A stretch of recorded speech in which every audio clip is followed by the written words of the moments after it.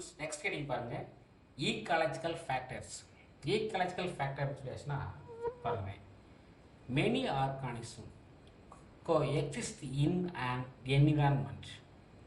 அதாவது பல்வேறு உயிரினங்கள் வந்து சூழலோடு எப்படி ஒருங்கிணைந்துள்ளன என்று பார்க்க போகிறோம்.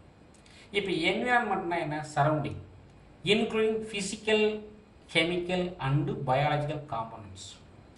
அப்போ காம்போனன்ட்னா கூறுகள்னு சொல்லுவாங்க. கூறுகள் அதாவது இயற்பியல் கூறுகள், வேதியியல் கூறுகள், உயிரியல் கூறுகள். இந்த 3 கூறுகளும் உள்ளடக்கியது தான் என்விரான்மெண்ட். இந்த 3 கூறுகள் ஏதாவது ஒரு கூறு வந்து கண்டிப்பாக அது ஃபிசிக்கல் காம்போனண்ட்டாக இருக்கலாம், அல்லது கெமிக்கல் காம்போனன்ட், அல்லது பயாலஜிக்கல் ஏதாவது ஒரு காம்போனன்ட் வந்து ஒரு ஆர்கானிசத்தை பாதிக்கும். பற்றாக்குறையாக இருந்துச்சுன்னா பாதிப்பு ஏற்படத்தான் செய்யும். பாருங்கள், when a component surrounding an organism affect the life of an organism. இதில் வந்து ஏதாவது ஒரு காம்போனன்ட் வந்து ஒரு ஆர்கானிசம் லைஃப்பை பாதிச்சுன்னா அதுதான் ஃபேக்டர். அதுக்கு பேர் தான் ஈகாலஜிக்கல் ஃபேக்டர். அதுக்கு பேர் தான் such as factor together are called environmental factor சொல்லலாம். அது வந்து சூழ்நிலை காரணி என்று அழைக்கப்படுகிறது. அல்லது ஈகாலஜிக்கல் பேர் சூழ்நிலை இயல் ஃபேக்டர், சூழ்நிலையியல் காரணிகள் அப்படின்னு சொன்னாங்க. ஓகேங்களா? அப்போ இதை பற்றி தான் பார்க்க போகிறோம். இது ஒரு 2 மார்க் கேட்கலாம்.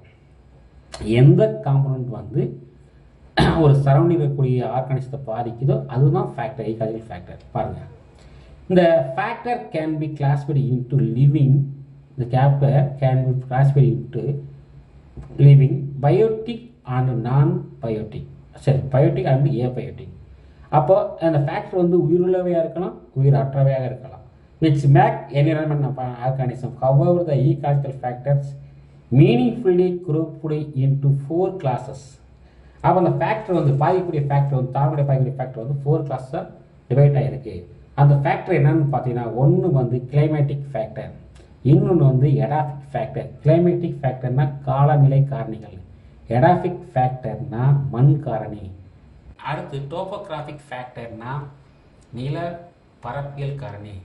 அடுத்து ஃபைட்டிக் ஃபேக்டர்னா உயிரி காரணி. இந்த மாதிரி 4 ஃபேக்டர் இருக்குது. இதை வச்சு தான் நாம் சுருக்கமாக கீழே பார்க்க போகிறோம். ஃபஸ்ட்டு ஃபேக்டர் கிளைமேட்டிக் ஃபேக்டர்னா காலநிலை. இந்த 4 ஃபேக்டர் ஒன்று கிளைமேட்டிக் ஃபேக்டர் அப்படின்னா காலநிலை காரணிகள். இந்த காலநிலை காரணி வந்து எவ்வாறு உயிரினங்களை பாதிக்குன்னு பார்க்க போகிறோம். பாருங்கள், climate is one of the important natural factor. இது வந்து ஒரு இயற்கை காரணி. காலநிலைன்றாங்களே, காலநிலை மாறுபாடு, அந்த மாறுபாடுனால சில தாவரங்களுக்கு பாதிப்பு ஏற்படலாம், உயிரினங்களுக்கு பாதிப்பு ஏற்படலாம். அதை பாருங்கள். The climatic is the one of the important natural factors controlling the plant life. எதை கண்ட்ரோல் பண்ணணும்னு பார்த்தீங்கன்னா, ஒரு பிளான்ட் லைஃபை வந்து கண்ட்ரோல் பண்ணணும், அதோடைய வளர்ச்சியை கண்ட்ரோல் பண்ணணும். அப்படி எது பண்ணுன்னு பார்த்தீங்கன்னா, அந்த climatic factor includes light, temperature, water, wind and fire. இதெல்லாம் பார்த்தீங்கன்னா கிளைமேட்டிக் ஃபேக்டர். இது வந்து 2 மார்க் கேட்கலாம். எதெல்லாம் கிளைமேட்டிக் ஃபேக்டர்னு கேட்பாங்க. அப்படி கேட்டாங்கன்னா 2 mark question. Light, temperature, water, wind and fire. ஓகேங்களா? இப்போ பாருங்க, ஃபஸ்ட்டு கேட்டிங் வந்து லைட். ஃபஸ்ட் என்னது? லைட். லைட் கண்டிப்பாக தேவைப்படும் பிளான்ட்ஸ்க்கு. அதனால் பாருங்கள், light is a well known factor need for the basic physiological process of plants such as photosynthesis. இந்த லைட் வந்து ஒளி வந்து தாவரத்துக்கு முக்கியமானது. அந்த ஒளியின் மூலமாக என்னென்ன வேலை செய்யுதுன்னு பார்த்தீங்கன்னா, பிளான்ஸ் நடக்குதுன்னு பார்த்தீங்கன்னா, ஒளிச்சேர்க்கை போட்டோசிந்தசிஸ் நடக்குது, டிரான்ஸ்பிரேஷன் நீராவி போக்கு நடைபெறுகிறது. அடுத்து சீட் செரிமினேஷன், ஒளியின் மூலமாக தான் அந்த சீடு விதை முளைக்கிறதுன்னு சொல்கிறாங்க. அதே மாதிரி ஃப்ளாரிங், பூக்கள் உருவாகுது. இந்த 4 ப்ராசஸ்க்கும் தேவை லைட்டு தேவை. இந்த லைட்டு வந்து சேஞ்ச் ஆச்சுன்னா அதனால அந்த பிளான்ட்ஸில் இருக்கக்கூடிய இந்த 4 ப்ராசஸுமே பாதிக்கும், 4 ப்ராசஸும் பாதிக்கின்றாங்க. இந்த portion of the light which is can be dissolved by human eye. இந்த human eye is called visible light. மனிதனால் காணக்கூடிய ஒளி தான் விசிபிள் லைட்டு சொல்லக்கூடியது. அந்த visible part of the light is made of wavelength from the 400 nanometre. அப்போ நம்ம பார்க்கக்கூடிய லைட்டில் வந்து 400 nanometre violet to 700 nanometre red. 7 nanometre வந்து ரெட் லைட்டாக இருக்கும், 400 வைலட்டாக இருக்கும். த ரேட் ஆஃப் போட்டோசிந்தசிஸ், ஒளிச்சேர்க்கைக்கு வந்து மேக்சிமம் தேவைப்படும் ஒளி லைட் வந்து பார்த்தீங்கன்னா மேக்ஸிமம் அட் ப்ளூ லைட் வந்து 400 to 500 நானோமீட்டர் அண்டு ரெட்டு வந்து 600 to 700 நானோமீட்டர். அப்போ ஒரு தாவரத்துக்கு சரியான அதாவது ஒளிச்சேர்க்கை நடக்கணும்னா அதுக்கு தேவையான ஒளி அளவு வந்து 400 to 700 and 400 to 500 and 600 to 700 nanometre. இந்த கிரீன் அப்படி சொல்லக்கூடியது 5 and 6 nanometre wavelength is spectrum is less strongly absorb by plants. அப்போ கிரீன் லைட்டை மட்டுமே தாவரங்கள் வந்து குறைவாக எடுக்குன்னு சொல்கிறாங்க. கிரீன் லைட்டை வந்து தாவரங்கள் வந்து குறைவாக எடுக்கிறது சொல்கிறாங்க, அப்சர்வ் பண்ணு சொல்கிறாங்க. இங்கே கொடுத்துருப்பாங்க பாருங்கள், various of effect light of on a green plants. இங்கே இருக்கக்கூடிய டயக்ராம் போட்டிருப்பாங்க, பார்த்துக்கோங்க. என்ன போட்டோசிந்தசிஸ் நடக்குது, அடுத்து என்ன பண்ணால் ஓப்பனிங் எண்டு க்ளோசிங் ஸ்டொமேட்டா, அடுத்து இங்கே என்ன இருக்காங்கன்னா மூமெண்ட்ஸ், அதாவது ஜெர்மினேஷன் ஆஃப் சீட்ஸ், ஃப்ளாரிங், அடுத்தது டியூபர் ஃபார்மேஷன் அப்படின்னு கொடுத்துருக்காங்க. நான் பார்த்துக்கோங்க.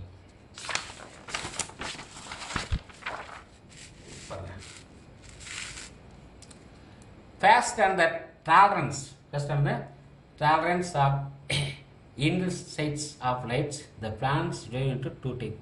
இந்த ஒளி இருக்குது பாருங்கள், அந்த ஒளி எடுக்கிறத வச்சு அந்த ஒளி எடுக்க வச்சு இதை வந்து தாவரம் 2 வகையாக பிரிக்கலாம். ஒளியின் தீவிர சகிப்புத்தன்மை காரணமாக 2 வகையாக பிரிக்கலாம்.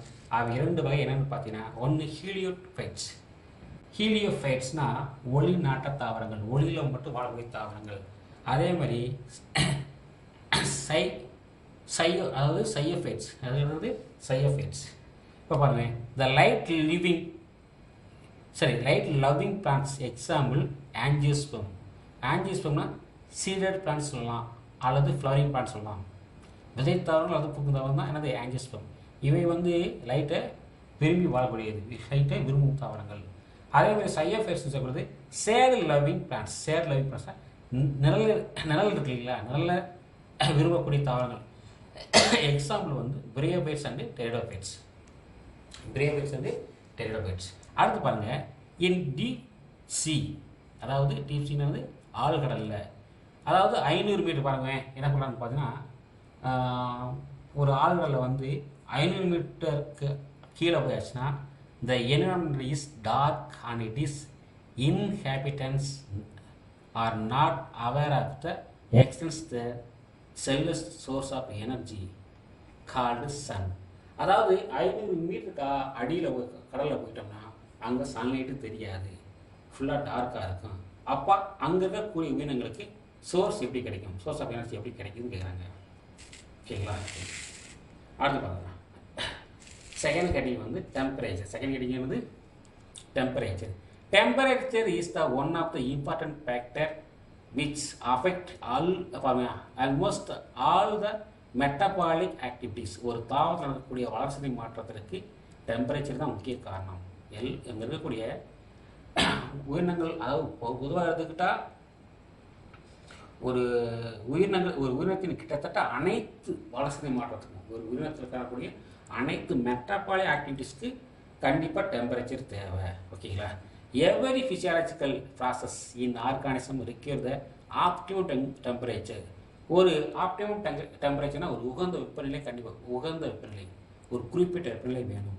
which shows the maximum metabolic rate. The 3 limits temperature can be recognized in any organism there.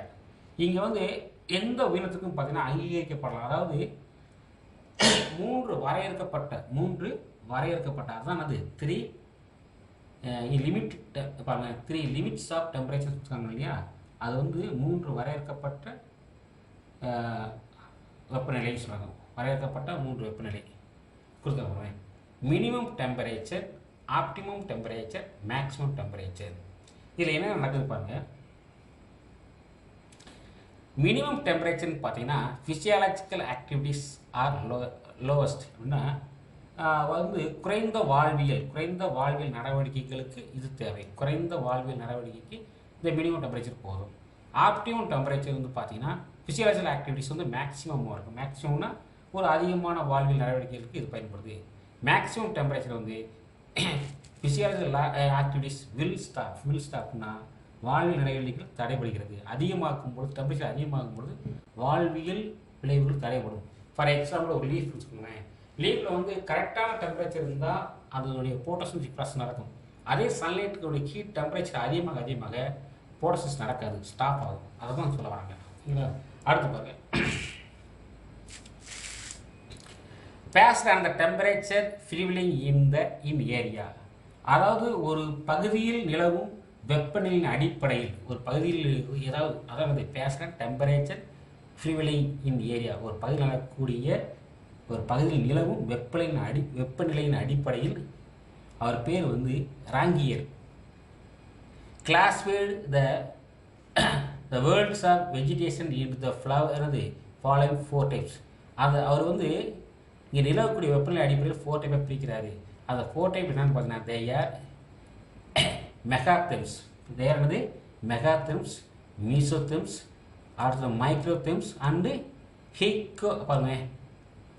ஹிக் ஐசோதெம்ஸ் அப்படின்னு சொல்லக்கூடிய ஒரு 4 type பிரிக்கிறாரு. இங்கே நிலவக்கூடிய டெம்பரேச்சரை வந்து வெப்பநிலையின் அடிப்படையில் ராங்கியர் சொல்லக்கூடிய ஒரு சயின்டிஸ்ட் வந்து உலகத்தில் காணக்கூடிய எல்லா தாவரங்களையும் வேர்ல்டு வெஜிடேஷன்னா உலக தாவரங்களை ஒரு 4 type பிரிக்கிறாரு. அந்த 4 type தாவரங்கள் என்னன்னு பார்த்தீங்கன்னா மெகாதெர்ம்ஸ் அப்படின்னு சொல்லியாச்சுன்னா பாருங்க, மெகாதெர்ம்ஸ் சொல்கிறாங்க. மெகாதெர்ம்ஸ் சொல்லக்கூடியது வந்து மெகானா அதிகமான வெப்பம் இருக்குது. மெகாதெர்ம், மீசோதெர்ம் நடுநிலை, மைக்ரோதெர்ம், அடுத்து ஹிஸ்டோதெர்ம். அடுத்து பாருங்க, அடுத்து இன்டர்னல் ஸ்ப்ரிங்ஸ் பாருங்க. இது தெர்மல் ஸ்ப்ரிங்னா வெப்ப ஊற்றுக்கள் and deep sea hypothermal vents. Average temperature அங்கெல்லாம் வந்து பார்த்தீங்கன்னா சராசரி வெப்பநிலை வந்து 100 டிகிரி செல்சியஸ்க்கு அதிகமாக இருக்குன்னு சொல்கிறாங்க. 100 டிகிரி செல்சியஸ்க்கு அதிகமாக இருக்கும். Based and the range of thermal tolerance organism divided into 2 types. இந்த வெப்பநிலை சகிப்புத்தன்மை அடிப்படையில் இந்த டெம்பரேச்சர் அதாவது ஆர்கானிசம் வந்து 2 type பிரிக்கலாம். அந்த 2 type என்னன்னு பார்த்தீங்கன்னா ஒன்று வந்து பாருங்கமே யூரிக் தெர்மல், ஒன்று வந்து என்னது யூரிக் தெர்மல், இன்னொன்று வந்து பார்த்தீங்கன்னா ஸ்டெனோ தெர்மல். இப்போ யூரிக் தெர்மல்னா என்னன்னு பாருங்கமே, இந்த organism which can tolerate a wide range of temperature, அதாவது ஃப்ளூக்டேஷன்ஸ் சொல்லக்கூடியது. என்ன சொல்கிறாங்கன்னு பார்த்தீங்கன்னா அதிக வெப்பநிலை ஏற்ற இறக்கங்களை பொறுத்து கொள்ளும் உயிரினங்கள். அதிகமான வெப்பநிலை இருந்தாலும் அது ஏற்றுக்கொள்ளும், குறைந்தாலும் ஏற்றுக்கொள்ளும். அப்படி வந்த உயிரினங்கள் அதுக்கு எக்ஸாம்பிள் வந்து என்ன சொல்கிறாங்கன்னு பார்த்தீங்கன்னா சோஸ்டிரா. எக்ஸாம்பிள் வந்து சோஸ்டிரா, ஏ மெரைன் ஆஞ்சியோஸ்போர்ம். இது வந்து கடலில் வாழக்கூடிய ஒரு ஆஞ்சியோஸ்போர்ம் சொல்லுவாங்க. மற்றும் என்ன சொல்கிறாங்கன்னு பார்த்தீங்கன்னா அரிஸ்டீமியா ட்ரைடெண்டா சொல்கிறாங்க. அரிஸ்டீமியா ட்ரைடெண்டேட்டா. அடுத்து பாருங்க, அடுத்து stenothermal, the organism which can tolerate only small range of temperature. இது என்னன்னு பார்த்தீங்கன்னா குறைந்த வெப்பநிலை மாறுபாடுகளை மட்டும் பொறுத்து கொள்ளக்கூடிய தாவரங்கள்.